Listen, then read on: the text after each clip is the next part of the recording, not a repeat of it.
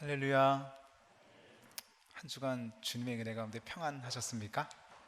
네, 우리가 참 생각지도 못했던 또 곳에서 코로나가 자꾸 터지고 뜻밖의 예측하지 못했던 상황들이 요동치고 있지만 그 가운데서도 하나님이 주시는 주일 들은 말씀을 기억하시면서 잠잠하고 고요하게, 하나님이 우리를 사랑하시기 때문에 우리는 잠잠하고 고요할 수 있다라고 말씀하시고 있죠. 그렇기 때문에 우리는 늘 하나님 앞에서 어떤 문제나 커다란 역경들이 우리에게 온다 할지라도 잠잠하고 고요하게 하나님이 역사하실 일을 기대하시면서 나아가시는 저와 여러분이 되기를 소망합니다. 다른 이유가 없더라고요. 사랑하기 때문에 그렇다라는 겁니다. 저는 오늘 지난주 담임 목사님께서 말씀을 전해주신 시편 62편 말씀을 가지고, 하나님의 사랑은 우리를 잠잠하게 하시고 하나님의 사랑은 우리를 고요하게 하시고 하나님의 사랑은 우리를 평강스럽게 만드신다고 목사님께서 말씀을 해주셨습니다. 이게 전체적인 주제더라고요. 우리 앞에 문제가 해결이 되면 우리는 행복하죠. 문제가 해결이 되면서 행복해지는 것이고, 그리고 평안이 찾아온다고 저희는 생각하고 있는데, 그게 아니라 하나님께서 원하시는 정도는 어디까지 원하시냐면, 커다란 문제가 우리 앞에 있다 할지라도 그 문제 너머에 계신 하나님께 우리가 집중하게 됨으로 말미암아 하나님께서 이 문제들을 또 넘어가게 하실 것이고 해결하게 하실 것이다 라고 하는 소망을 가지고 있기 때문에, 우리 주변에 지금 어떤 문제가 있더라도 그것이 산처럼 쌓였다 하더라도 우리가 그리스도인이고 거듭난 사람들이라고 한다면 우리가 요동치지 않고 잠잠하고 고요하고 평강이 우리 마음 가운데 샘솟아야 된다는 겁니다. 그런 축복이 있게 되시길 소망합니다. 그러면서 이제 목사님께서 마치 다윗처럼 되기를 원한다는 거예요. 다윗의 환경이 어떤 상황이었습니까? 사울 왕의 질투로 인해서, 폭주로 인해서 다윗을 죽이려고까지 하는 겁니다. 도망가는 거예요. 계속 도망가는 거예요. 도망가다가 너무 힘들어서 하나님께 기도했답니다. 하나님, 나 너무 힘들지만 그래도 하나님께서 나를 사랑하시기 때문에 나를 잠잠하게 하실 줄 믿습니다.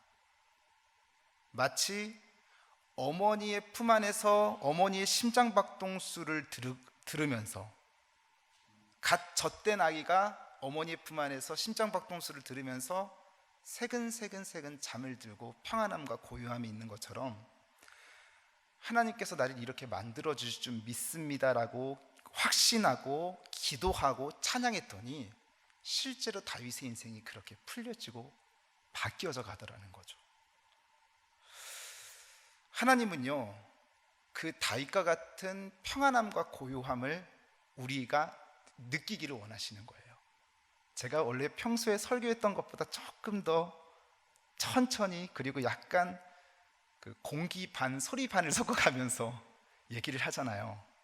이유는 그만큼 잠잠함을 더 더해드리려고 하는 거예요. 하나님의 잠잠함, 고요함.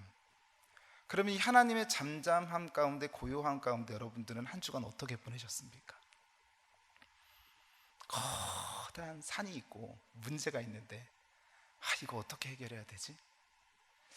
이거 하나만 좀 해결하면 그나마 좀 살 것 같은데, 계속 산을 넘었는데 또 산이 있네.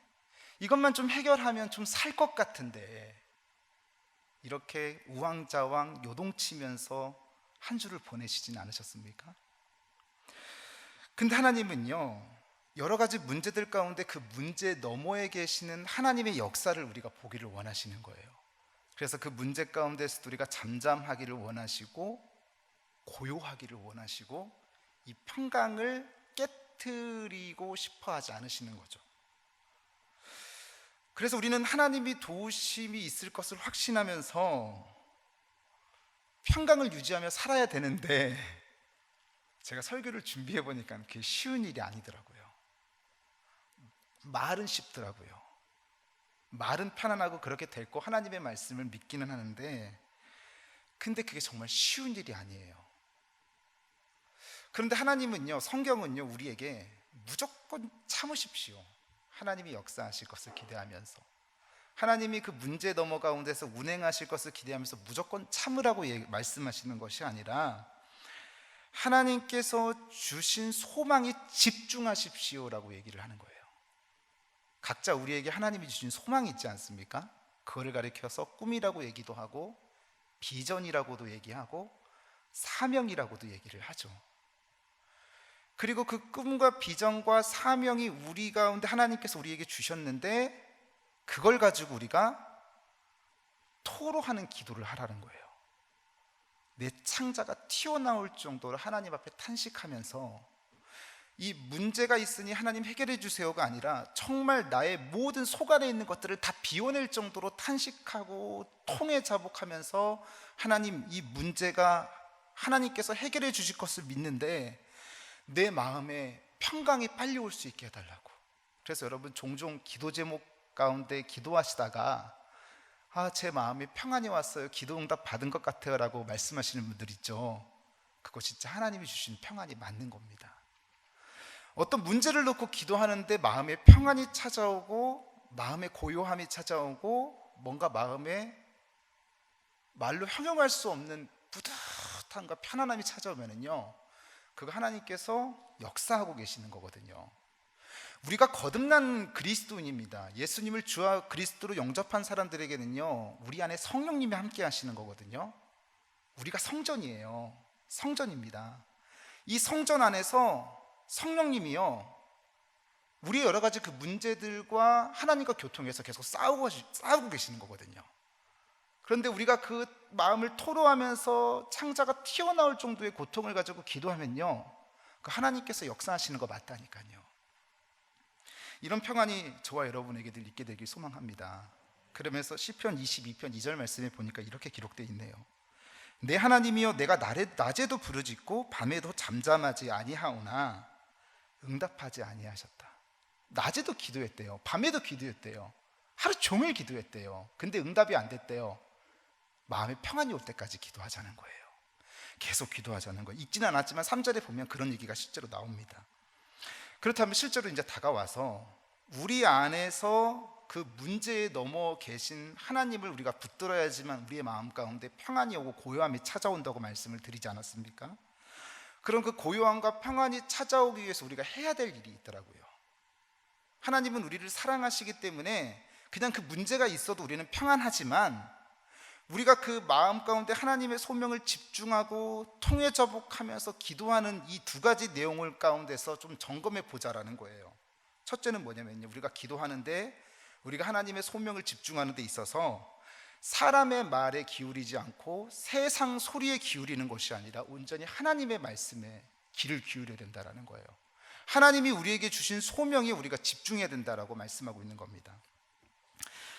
각자 하나님께서 우리에게 주신 소명이 있다고 말씀드렸어요. 제가 한번 생각해 봤거든요. 왜 내 마음에 이렇게 고요함과 평강을 유지하는 게 이렇게 힘이 들까? 왜 이렇게 어려울까? 근데 가만히 생각해 보니까요, 이게 어려울 수도 있지만 한편으로는 엄청나게 쉬울 수도 있다는 생각을 했습니다. 왜 제가 그런 생각을 했냐면요, 제가 가지고 있는 소망과 비전과 꿈을 생각해요. 제가 어떠한 비전을 꿈꾸면서 가는데 거대한 문제가 나를 가로막고 있는 겁니다. 근데요, 내 소망은 아직도 나를 뜨겁게 달구고 있고요, 그 비전은요, 내가 열심히 아직도 꿈꾸고 있기 때문에 그것은 문제가 안 되더라고요. 하나님께서 우리에게 주신 그 소명을, 꿈을, 비전을 자꾸 그 말씀을 새기면서 들으면서 생각하고 또 생각하면요, 힘들어도 그것은 문제가 되는 것이 아니고, 힘들어도 그것은 역경이 되는 것이 아니고, 오히려 우리를 단련시키는 좋은 성장판이 될 수 있다는 거더라고요. 가만히 생각해 보니까 그런 겁니다. 여러분 직장생활 오래 하셨죠? 10년 하신 분도 계시고 20년 하신 분도 계시고 30년 하신 분도 계시고, 그리고 정년퇴직 하신 분들도 계시고, 어떻게 버티셨습니까? 제가 저희 아버지가 퇴직하실 때 참 아버지 감사하고 존경합니다 이런 말씀을 드린 적이 있어요. 좋아서 버티셨을까요? 가족의 생계가 걸려 있거든요. 내 처자식이 먹고 살아야 되는데 사회생활이 얼마나 힘듭니까? 직장생활이 얼마나 힘듭니까? 그 가운데서도 처자식을 먹여 살리고 내 자식 교육시켜야 되니까요, 버티는 겁니다. 견디는 거거든요. 마찬가지로 하나님께서 우리에게 주신 소망이 있어요. 그 소망을 내가 힘들어도 견디는 겁니다. 그 소망을 자꾸 생각하면서 견디는 거예요. 이것만 참으면 넘어가겠지, 이것만 견디면 넘어가겠지, 그러면서 그 소망을 생각하면 우리가 견뎌낼 수 있다는 거예요. 사람들은 참 연약하더라고요. 저를 포함해서요. 하나님이 주신 소망을 제가 생각하자고 말씀을 드렸는데, 생각보다 우리는 그렇게 아멘으로 화답하지만 하나님의 말에 귀를 기울이는 것이 아니라 세상 사람들의 말을 귀를 너무 많이 기울여요. 예를 들어서 성경에 보면 아브라함이 있습니다. 아브라함이 있는데 하나님이 아브라함을 찾아가셨어요. 그리고서 이렇게 말씀하시는 거예요. 내가 너한테 기가 막힌 선물 하나 주려고 그러는데, 소망 하나 주려고 그러는데 너 받을래? 그러시는 거죠. 어떤 소망인가 봤더니, 아브라함아, 너 아들 없지? 너 상속자 없지? 너 상속자 없어가지고 네 종 엘리에셀을 너의 상속자로 생각하면서 살고 있지? 야, 그거 다 버리고 내가 너한테 소망 하나 줄 건데 내가 너한테 아들 하나 줄게, 이렇게 말씀하시는 거예요. 그랬더니 아브라함이 대답하기를, 하나님 지금 내 나이가 몇인 줄 아십니까? 제 나이가 80입니다. 제 아내 사례도 경수가 지금 다 끊어져가지고 10살 차이 나거든요. 사례 나이는 지금 70인 거예요. 경수가 다 끊어져서 출산도 할 수 없는 그런 상황인데 이게 어떻게 가능합니까? 하나님, 말도 안 됩니다. 그랬더구만 하나님이, 야, 그거 생각하지 마. 네 몸과 아내를 통해서 나는 분명히 너한테 아들 줄 거야 라고 말씀하셨어요. 그랬더니 아브라함이 그것을 믿더라는 겁니다. 그리고 자꾸만 하나님께서 내 몸과 내 아내 사례를 통해서 아들 주신다고 하는 것을 자꾸 묵상하는 거예요. 아마도 제가 성경에는 기록이 안 돼 있지만 아브라함이요, 이 얘기를 듣고 나서 저처럼 실없이 웃고 다녔을 겁니다. 좋은 거예요. 야, 내가 나이가 지금 80이 됐는데 아들을 주신다고? 내 아내와 나를 통해서 아들을 주신다고? 허허허, 어떻게 생겼을까? 아니, 아이를 어떻게 낳을까? 젖은 잘 물겠지? 신나게 그냥 피시피시 웃고 돌아다니는 거예요. 계속 묵상하는 거예요. 즐거운 상상을 하는 거예요. 너무 고마운 거예요.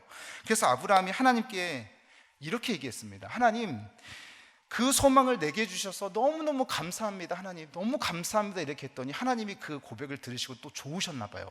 뭐라고 말씀하시는가 봤더니, 너가 의인이다, 이렇게 칭찬하시더라는 거 아닙니까? 하나님이 우리에게 주신 소망을 생각하면 작은 문제가 있어도요, 그것은 문제가 안 되더라고요. 소망을 집중하면 문제가 안 되는 거예요. 근데 시간이 한참 지났어요.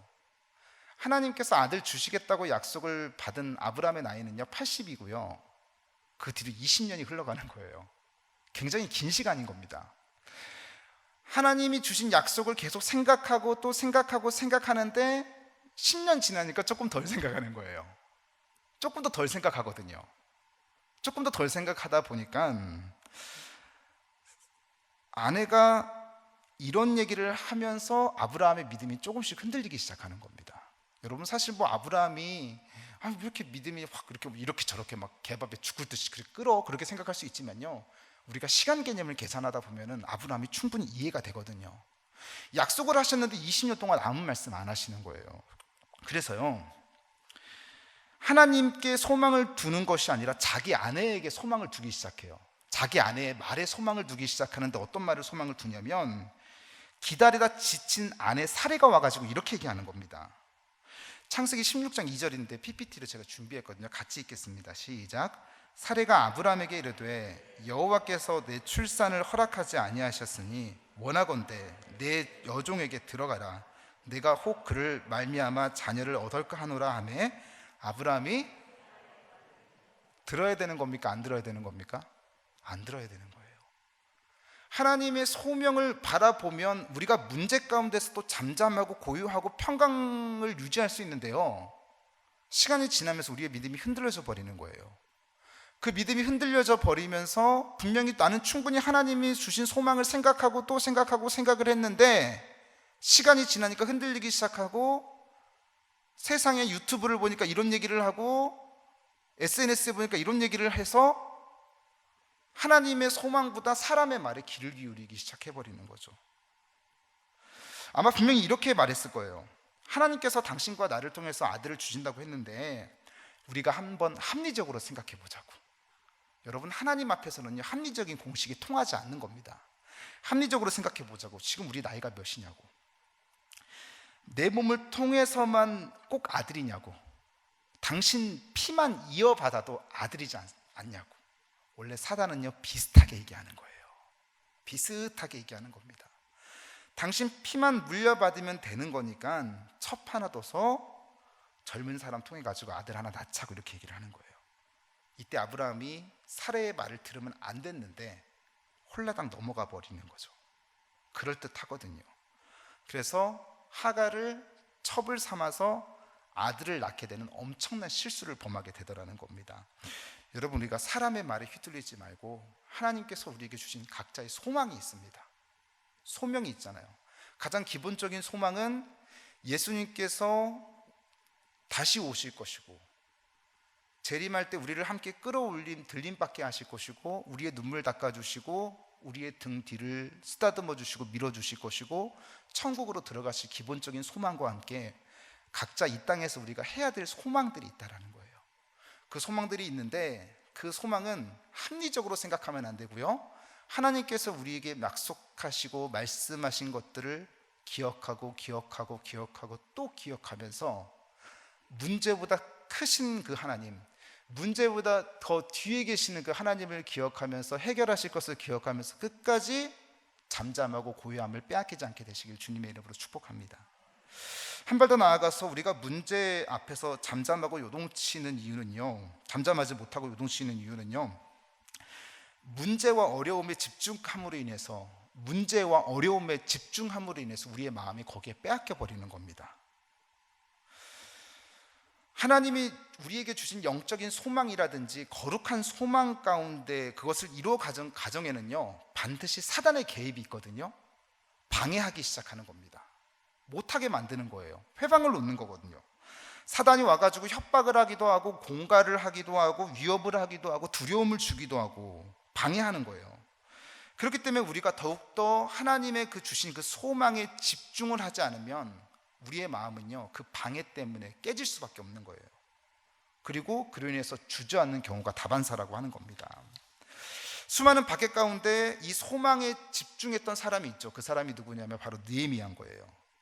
느헤미야가 하나님으로부터 아주 위대한 사명을 받습니다. 예루살렘의 무너진 성벽을 다시 재건하는 사명을 받고 이스라엘 백성들을 다시 하나님을 예배하며 살아갈 수 있는 삶의 터전을 만드는 역할을 이 느헤미야가 하지 않습니까? 바벨론의 포로로 끌려가서요 사업해서 성공한 사람이 이 느헤미야인 거예요.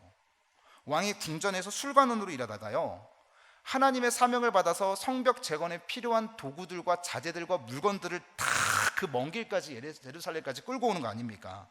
그곳에서 사람들과 함께요 다시 예배의 터전을, 삶의 터전을 회복하자라고 하는 소망을 가지고 사명을 가지고요 정리하기 시작하는 거예요. 불에 탄 거 흙더미 다 치우고요, 벽돌 나르고요, 나무와 돌은 새로 바꾸고요, 깨끗하게 정리하면서 성벽을 재건해 가고 있는데 사람들과 손이 부르트도록 열심히 일을 하고 있는데 사단의 방해가 있는 거예요. 회방이 있는 거예요. 아니나 다를까 산발락과 도비야와 게셈 사람과 아라비아 사람, 별의별 사람들이 줄줄이 다 와가지고요 성벽을 재건하는 데 있어서 계속 방해하는 거예요. 너 성벽 지으면 가만 안 둘 거야. 또 편지로 뭐라 그러냐면 너 지금 예루살렘 성벽 재건하는 거 무슨 꿍꿍이 있는 거 아니야? 너 페르시아의 반역을 도모하려고 지금 너 성벽을 재건하는 거지. 별의별 방법을 다 동원해가지고 예레미야를 회방 놓고 방해하더라는 겁니다. 그런데요 참 대단한 건요 느헤미야가 그런 협박을 들었음에도 불구하고 아시는 것처럼 멈추질 않아요. 하나님이 주신 소명을 생각하면서 자신 안에 있는 소명을 깨트리지 않더라고요. 무너뜨리지 않고요 오히려 더 집중했더니 협박이 오건 공갈이 오건 두려움이 오건 그냥 하는 겁니다. 그리고 그렇게 해서 나갔더니 하나님께서 그 뒷마무리를 다 책임져 주시더라는 거 아닙니까? 오늘 저와 여러분들이 기억해야 될 것은요, 우리가 어떤 하나님의 소망을 꿈꾸며 준비하며 나가는 데 있어서는요, 거룩한 일, 영적인 일에는 반드시 사단의 회방이 있기 마련이라는 거예요. 그래서 우리가 하나님 앞에서 우리를 하나님이 사랑하셨기 때문에 우리는 잠잠할 수밖에 없는데, 그 문제를 보니까요 벌써 우리의 마음이 거기에 빼앗겨 버리는 거예요. 분명히 나는 말씀을 들었는데도 불구하고 우리는 연약하다니까요. 거기에 빼앗겨 버리다 보니까 아는데도 불구하고 넘어가 버리는 거예요. 아는데도 불구하고.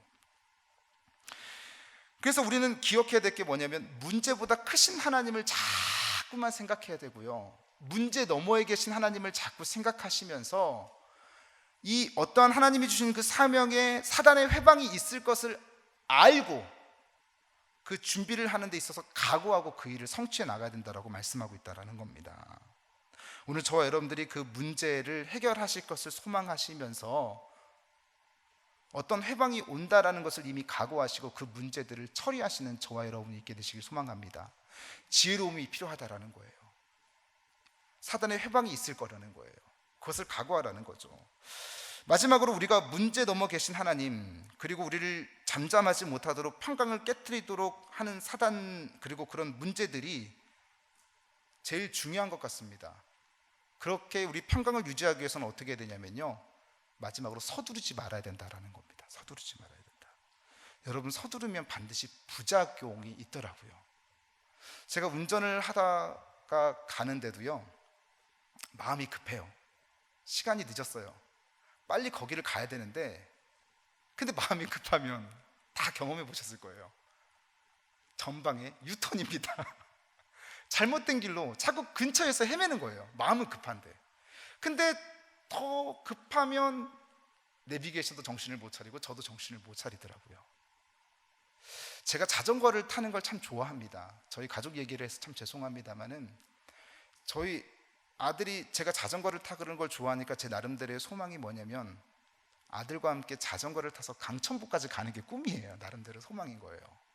그래서 그날을 속히 기다리고 있습니다.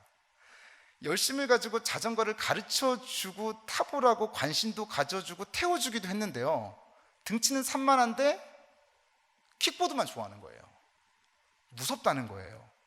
그래서 제가 그 꿈을 가진 지 하루 만에 포기해버렸습니다. 아무리 관심만 안 가지더라고요.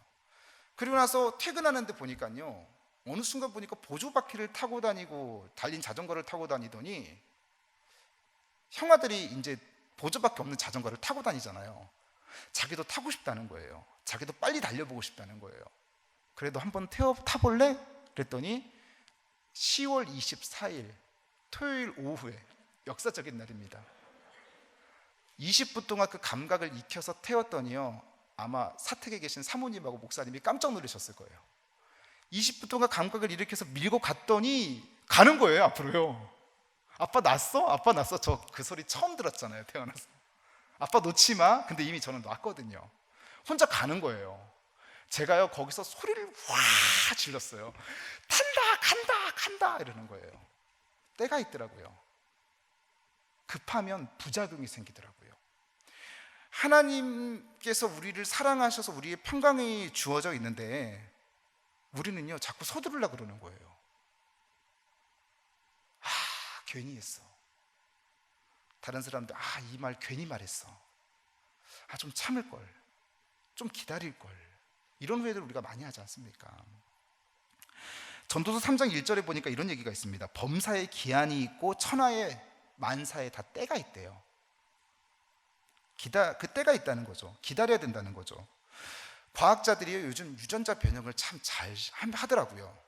유전자를 변형시켜가지고 생각지도 못했던, 저희들이 가을에 먹었던 과일을 봄에 먹고요, 수박이 여름에 나오는데 겨울에 먹고요, 이게 가능하더라고요. 온도 조절을 통해서,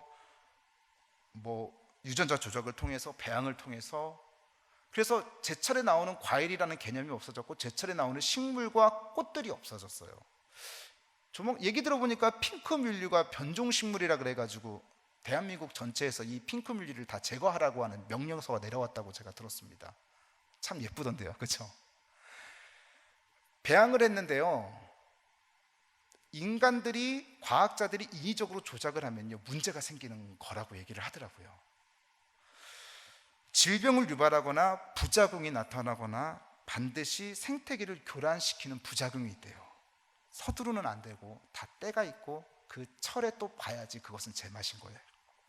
로마서 8장 25절에 보니까 만일 우리가 보지 못하는 것을 바라면 참음으로 기다릴지라라고 말씀하고 있거든요. 우리가 하나님 앞에서 그 문제의 평강과 잠잠함과 고요함을 유지하기 위해서는요 결국 인내하고 참고 기다리고 견디는 거예요. 어떻게요? 우리의 소망, 하나님께서 우리에게 주신 소망을 하나님께서 문제를 넘어 계시는 하나님께 집중을 시키는 것뿐만 아니라 토로하는 기도를 통해서요. 내 창자가 끄집어 나올 수 있을 만큼의 그 기도를 통해서요. 주일날 목사님이 이렇게 여쭤보셨어요. 기억하시는지 모르겠지만 여러분 기도 생활 요즘 어떻게 하고 계시냐고.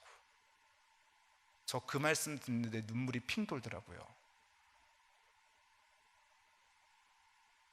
그리고 목사님께서 회의를 소집해서 저희 부교육자들이 회의를 했는데요, 목사님이 회의가 마쳐지고 잠시 기도하시자고 하셨어요. 통성으로 기도하자고 그러시더라고요. 근데 저 정말 눈물이 나더라고요.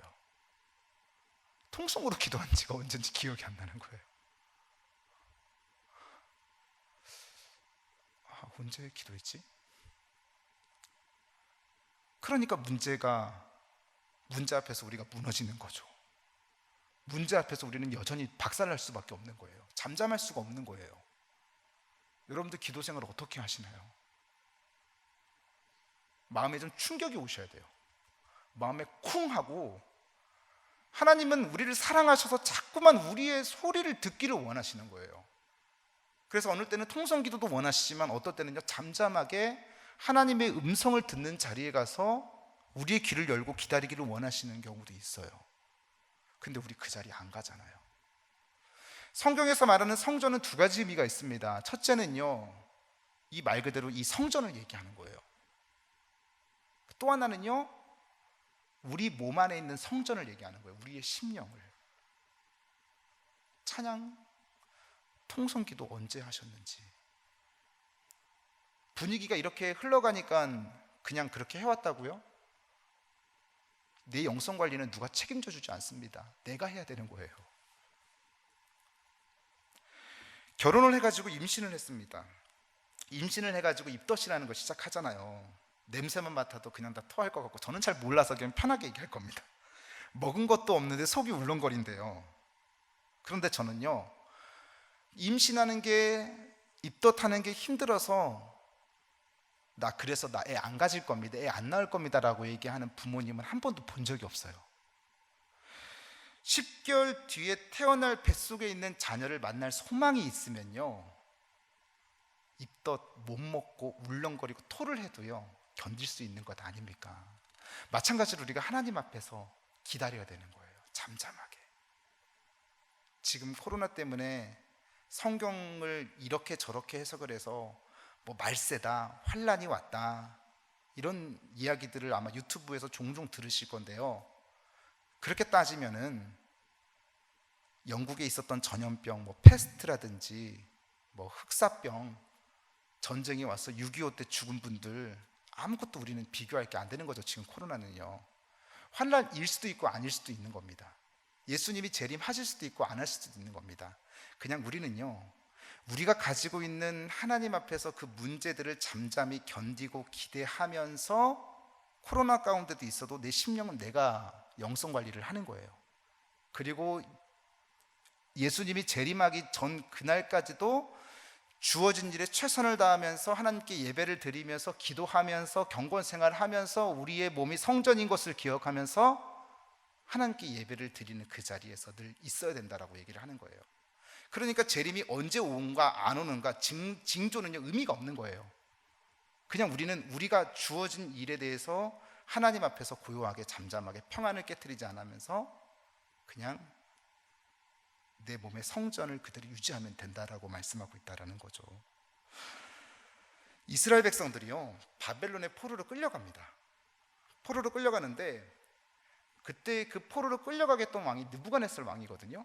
느부갓네살 왕이 와가지고 칼과 창과 군대들 가지고 와가지고 쑥대밭으로 예루살렘을 만들고요, 똑똑한 사람들을 다 데리고 갑니다. 근데 하나님이요, 예루살렘이 멸망하는 것을 그대로 보고 계신 게 아니에요. 이렇게 말씀하세요. 예레미야 선지자를 통해서요. 하나님의 백성들을 새롭게 하기 위해서 내가 계획한 일이래요. 하나님이 계획한 일이래요. 그러니까 바벨론에 가서 너희들 잘 살아라. 그리고 때가 되면 반드시 돌아오게 할 거니까 70년만 견디라고 그렇게 말하는 거예요. 70년이 기한을 정해주면서 70년이 지나면 돌아오게 하실 거라고 얘기를 하시는 거죠. 그런데 이스라엘 백성들이요, 그 70년이라는 시간을 기다리는 사람도 있는 반면에 기다리지 못하는 사람들이 있거든요. 나름대로 예루살렘을 독립시키겠다고 독립운동을 하는 겁니다. 그리고 돌아올 때가 됐는데도 불구하고 거기서 재산도 불리고 식구도 늘리고 이러다 보니까 돌아오고 싶지 않은 거예요. 거기에 불순종했던 사람들은 하나님으로부터 버림도 받고 죽임도 당하고 징계를 받고 저주도 받기도 해요. 기다려야 되는 거예요. 70년의 시간 동안요, 아픔이 있고 고난이 있고 고통이 있고, 지금 우리가 코로나로 겪고 인해서 힘들고 어려움이 있지만 하나님께서 회복시키시겠다라고 약속하셨으면요, 그게 어렵더라도요, 우리는 잠잠하게 마음을 고요하게 내 아래에 주님 주시는 평강을 깨트리지 않으면서 잘 견디고 있어야 된다니까요. 그래서 지금은요, 우리의 영성 관리를 우리 스스로가 해야 되는데 너무 힘든 시대가 아닙니까? 우리가 그것을 깨트리지 않기 위해서 노력해야 된다는 거예요. 아마 주일날 목사님이 계속해서 이 설교가 계속 시리즈로 이어져 가고 있더라고요. 담임 목사님의 설교가 시리즈로 이어져 가고 있습니다. 아마 코로나 때문에 우리의 영성 관리를 제대로 못하는 것에 대해서 민감하게 반응하셔서 그런 말씀들을 주제로 지금 계속 말씀하시는 것 같아요. 하나님도 마찬가지시랄 거라는 거예요. 우리의 영성 관리를 지금 코로나라고 해서요, 지금 이스라엘 백성들이 70년의 포로 생활 가운데 있다고 해서요, 사람들한테 손가락질 당하고 포로 취급당하고 노예 취급당하고, 죄송합니다, 개 취급당하고 이런 어려움들 가운데 있지만 그래도 기다리라는 거예요. 70년이 지나면 하나님이 회복시키실 거라는 거예요. 그 회복하고 그 약속과 그 기한을 기다리면서 기다렸더니 이스라엘 백성들이 다시 예루살렘으로 돌아가는 역사가 나타나더라는 것 아닙니까? 오늘 저와 여러분 모두가 같은 얘기를 지금 계속 반복하고 있지만 서두르지 않고 때가 되면 하나님께서 반드시 회복시키는 소망이 우리에게 있다는 것을 기억하시면서 우리의 영성 관리를 잘할 뿐만 아니라 하나님께서 은혜를 주시는 곳에 항상 머물러 있게 되시길 소망합니다. 설교를 정리하겠습니다. 어떤 문제나 어려움 가운데서도 우리가 잠잠하게 견딜 수 있는 것은 하나님 우리를 사랑하시기 때문에 그렇다는 거예요. 지난 주일날 목사님께서 설교를 시작하시기 전에 가장 먼저 이 말씀을, 구절을 읽으셨어요. 스바냐서 3장 17절 말씀인데 한 번 더 같이 한번 읽겠습니다. 시작. 너의 하나님 여호와가 너의 가운데에 계시니 그는 구원을 베푸실 전능자라. 그가 너로 말미암아 기쁨을 이기지 못하시며 너를 잠잠히 사랑하시며 너로 말미암아 즐거이 부르며 기뻐하시리라 하리라. 자, 이사야서 64장 5절입니다. 주의 길에서 주를 기억하는 자를 선대하신다. 잠잠히 우리가 기억하기를 원해요. 선대하신다라는 말은요, 참 좋은 말입니다. 하나님을 기억하는 자를 하나님께서 좋아해 주신다라는 거예요. 하나님을 기억하는 자를 하나님께서 은혜 베풀어 주신다라는 말이거든요. 하나님을 기억하는 자를 하나님께서 존귀히 여기신다라는 말이 선대하신다라는 거예요. 그러니까 하나님이 나를 사랑하시는 것을 기억하고 우리가 잠잠히 있으면요, 그리고 그 하나님의 성품을 기억하면요, 하나님이 우리를 선대히 여기신다라는 거예요. 자, 그리고 예레미야 29장 11절입니다. 여호와의 말씀이니라 너희를 향한 나의 생각을 내가 아나니 평안이요 재앙이 아니니라 너희에게 미래와 희망을 주는 것이니라 라고 말씀하고 있다는 것 아닙니까? 우리를 사랑하시는 이런 하나님의 성품을 기억하시면서 우리가 어떤 문제 가운데서도 잠잠하게 하나님의 음성에 귀를 기울이면서 은혜의 자리에 가면서 어떤 사단들이 내가 영적인 일을 계획하고 준비하고 예배를 드리고자 하고 뭔가 어떤 위대한 하나님의 영광을 돌리는 일을 계획하는 데 있어서 방해를 받다 하더라도요, 우리는 잠잠하게 그 소망을 뚫고 나갈 그 마음의 중심과 뚝심이 아브라함이 흔들렸던 것처럼 우리는 흔들리지 말아야 되는 거예요. 마음의 중심을 잘 잡으셔야 되는 거예요. 하박국서 2장 20절입니다. 오직 여호와는 그 성전에, 아까 성전이 우리의 심령이라고 말씀드렸잖아요. 성전에 계시니 온 땅은 그 앞에서 잠잠하라. 우리가 잠잠하기를 원하는 거예요. 문제가 해결돼서가 아니라 하나님이 우리를 사랑하시는 것 때문에 우리는 그 문제 앞에서도요, 오늘 이 자리를 나가는 저와 여러분들은 더 이상 두렵고 요동치지 마시고 하나님께서 이 문제를 해결하실 거야. 그리고 방금 나눴던 말씀들을 가지고 요동하지 않고 하나님께 잘했다고 칭찬받으시고 또 하나님을 기억함으로써 하나님이 여러분들을 선대히 여기시는 저와 여러분 되시기를 주님의 이름으로 축원드립니다.